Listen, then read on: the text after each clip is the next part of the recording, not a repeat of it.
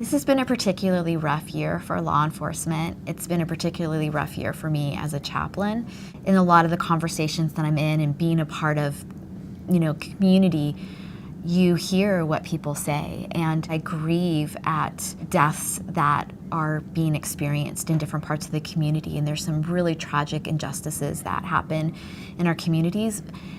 And then I also understand law enforcement in a different way that other people don't. And so sometimes it's hard to process what people are saying. When you come into law enforcement, this is a family. You have to have that sense of trust because you have each other's back out there in the community where you just don't know what's going to happen. And there's a lot of risk that officers take by going out there. Clergy are part of the community. We're part of the fabric of community. And so it makes sense to have us as part of law enforcement because we can be that bridge. We understand community and we understand law enforcement, and we can hopefully be that bridge builder in between. We help to bring a sense of healing, and we also bring a sense of hope. And we also help to carry memory. So I feel like we're the keepers of ritual in a community.